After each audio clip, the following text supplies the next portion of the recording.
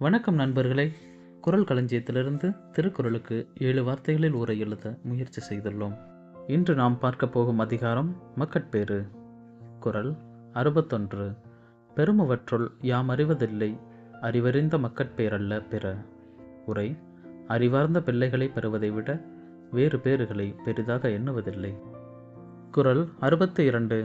எழுபிறப்பும் தீயவை தீண்டா பழிபிறங்கா பண்புடை மக்கட்பெறின்.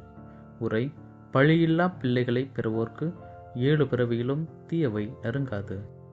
குறள் 63. தம் பொருள் என்பதம் மக்கள், அவர் பொருள் தம் தம் வினையான் வரும். உரை: பிள்ளைகள் செயலால் வரும் பலனை பெறுவதால் பிள்ளைகளே செல்வமாவர். குறள் 64. அமிழ்தெனும் ஆற்ற இனிதே தம் மக்கள், சிறுகை அளாவிய கூழ். உரை: தன் பிள்ளையின் சிறு கையால் பிசையப்பட்ட உணவு அமிர்தத்தை விட இனியது. குறள் 65. மக்கள் மெய் தீண்டல் உடற்கின்பம், மற்றவர் சொற்கேட்டல் இன்பம் செவிக்கு. உரை: பிள்ளைகளை தழுவுதல் உடலுக்கின்பம், அவர்களின் மழலைச் சொல் செவிக்கு இன்பம். குறள் 66. குழலினிது யாழினிது என்பதம் மக்கள், மழலைச் சொல் கேளாதவர். உரை: பிள்ளைகளின் மழலைச் சொல் கேட்காதவர் குழலும் யாழும் இனிது என்பர்.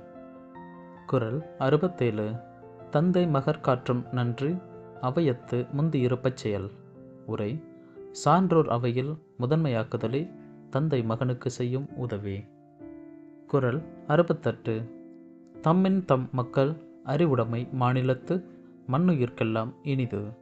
உரை: தன்னை விட பிள்ளைகள் அறிவுடையோராய் இருப்பது உலகிலுள்ள உயிர்க்கெல்லாம் நல்லது. குறள் 69. ஈன்ற பொழுதின் பெரிதுவக்கும் தன் மகனை சான்றோன் என கேட்ட தாய். உரை: பெற்றெடுக்கும் பொழுதை விட தன் மகனை சான்றோன் எனும்போது மகிழ்வாள் தாய். குறள் 70. மகன் தந்தைக்கு ஆற்றும் உதவி, இவன் தந்தை எண்ணொற்றான் கொல் எனும் சொல். உரை: தந்தைக்கும் மகனின் உதவி இவனை பெற என்ன தவம் இருந்திருப்பார் என்ற சொல். இந்த குறள் விளக்கம் உங்களுக்கு பிடித்திருந்தா நம்மளோட சேனலை தொடர்ந்து பாருங்கள், சப்ஸ்கிரைப் பண்ணுங்கள், அப்புறம் உங்கள் ஃப்ரெண்ட்ஸுக்கு ஷேர் பண்ணுங்கள். அடுத்த அதிகாரம் அன்புடைமையில் பார்ப்போம். நன்றி, வணக்கம்.